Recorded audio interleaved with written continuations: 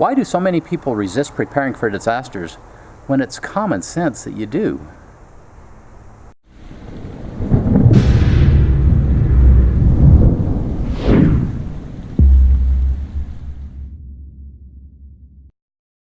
Hi, I'm Jonathan. And I'm Kylene Jones, and we are the Provident Preppers. Making advanced preparations to conquer life's challenges just makes sense. So why doesn't everyone prepare? We surveyed over 100 people to find out their reasons why they weren't preparing. In this video, we will talk about their excuses and how we can slay them. Making preparations for our future makes perfect sense to me. But why is it that so many struggle with actually getting the job done? And even those of us that are really good active preppers, sometimes we have periods of time when we really let it go and we don't continue to make progress. It really comes down to excuses versus results. And our goal is to help people slay their excuses and actually get things done. We contacted over 100 of our students and asked them what excuses they had for not preparing, and these are the results. Number 10 was perfectionism. As you can see here, a primary reason people don't do new things is because they want to be able to do them perfectly. First time. It's completely irrational, impractical, not workable, and yet it's how most people run their lives. And how true that is. Sometimes we just think we have to have the biggest and best right from the start, or we have to know how to do it exactly right from the start, and that's not the way life works. We have to get in, we have to move our feet, and then we learn and we progress. For instance, how about water barrels? Where are you at in your water storage? These are some great water barrels, and they would be the perfect solution. But a lot of times you don't have the budget or the ability to purchase something like this, and so somebody might choose to do nothing at all. That's a lousy course of action. This shows our backup water supply. We did the best with the resources that we had available. It would be much better if these were stored inside where it doesn't freeze, where they're away from the sun, or if they were new barrels. But guess what? Good enough is perfect. We have water stored where if we wait until we buy the perfect barrels in the perfect situation, disaster may strike and we wouldn't have any water. Number 9, responsibility avoidance. Unfortunately, there are many people that believe that either nothing bad will ever happen, or if it does, somebody else is going to take care of it. The government, the Salvation Army, My church. a church group, or a community group, or somebody's going to step in and fix it. Or you're going to show up at the Jones house with everybody else. Even some of our community and political leaders don't understand the importance of self-reliance and preparing. We have one who keeps preaching that all you need is 3 days worth of stuff because within 3 days, the government will be here to take care of you. Check out this photo.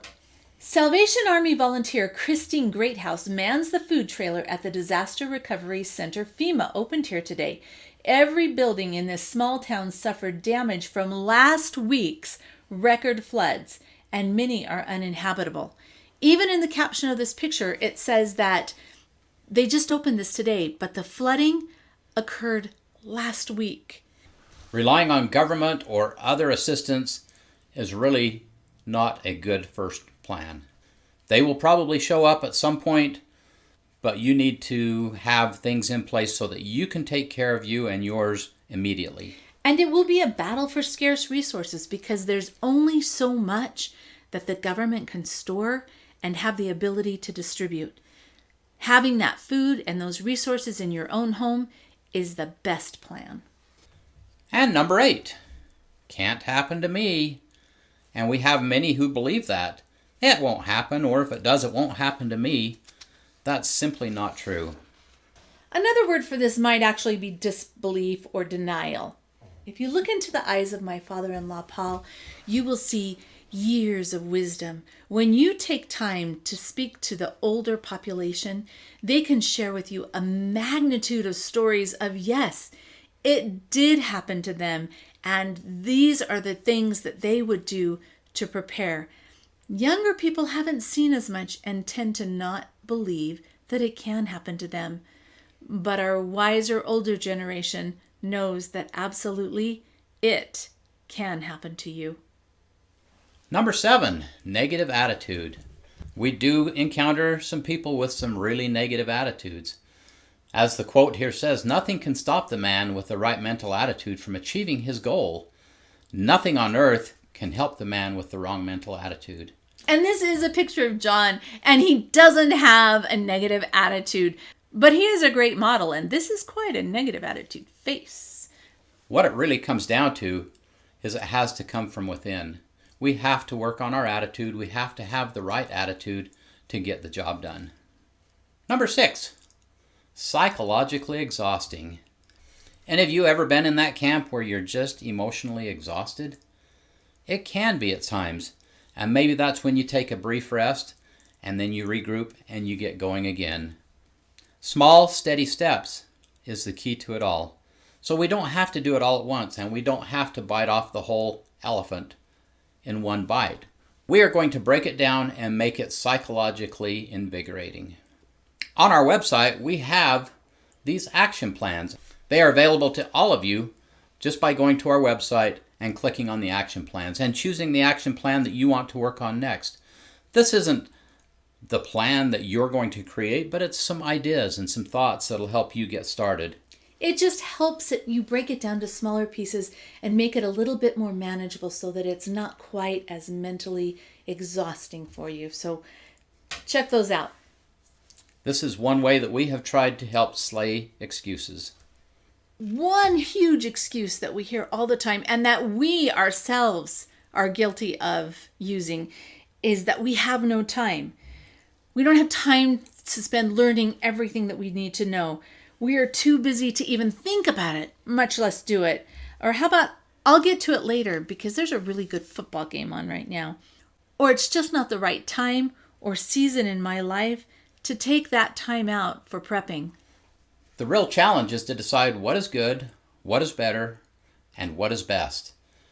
The greatest success comes from focusing your time on what is best.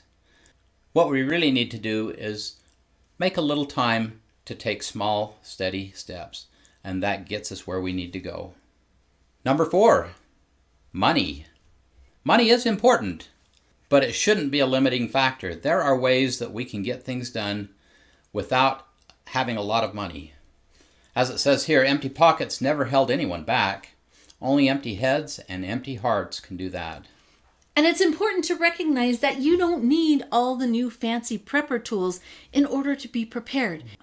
It is possible to be very successful in preparing to survive the challenges in the future without spending a lot of money. You just need to get a little bit creative. Excuse number 3, space. While it is true that not everyone has the ideal storage space to hold all these things, especially if you're living in an apartment or a tiny house, it can really be a challenge. It can be. However, we just have to become a little more creative. We have to find little spaces that we can use, and it's very fun and interesting to see what some people have done to accomplish these things with very little space. You just, again, have to be creative. And part of it is prioritizing your possessions. Do you have things that are taking up space that really don't add value to your life, or that it would be more important for your future to replace those items with food storage? Jonathan is brilliant. He built this shelf for me above the door in a toilet closet. So this is a closet that just has the toilet in it off of our master bath.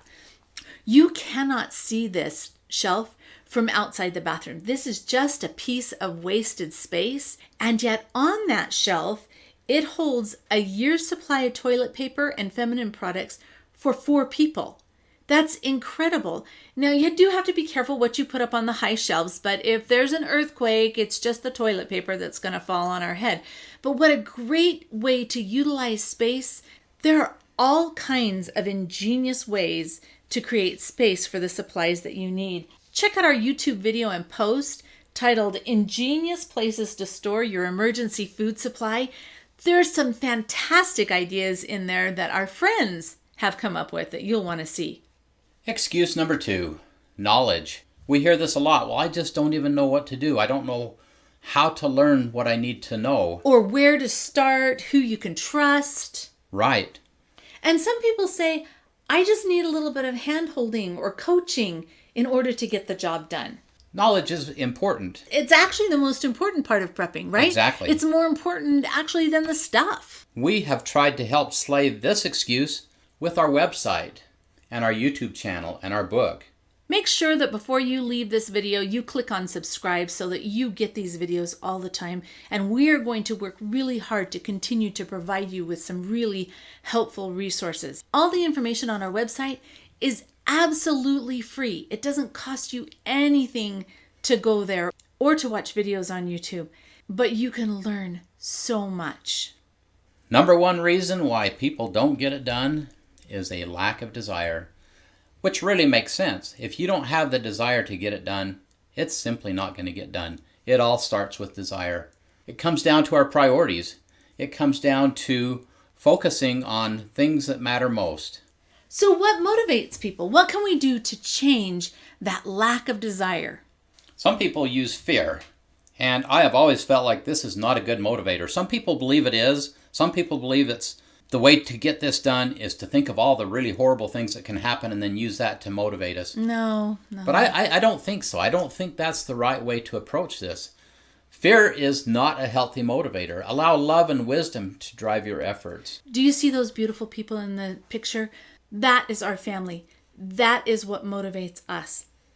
That is the reason why we prepare, so that we can take care of ourselves and our family and be part of the solution and not part of the problem. Ultimately, the desire to take responsibility and prepare has to originate from within each one of us.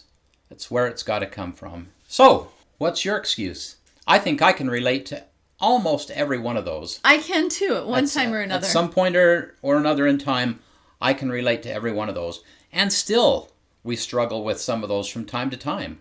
It's just a matter of us recognizing that it is an excuse and then finding the way to get past it. So take those excuses and change it into a useful story.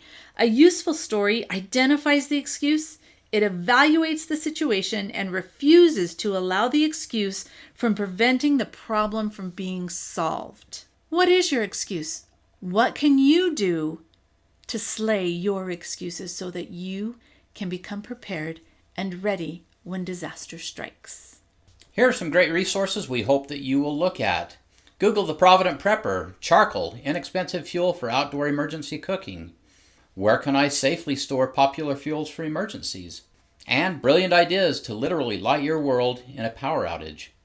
These and other great resources are available on our website, theprovidentprepper.org, and on our YouTube channel. We hope that you will take advantage of these and slay your excuses and get the job done.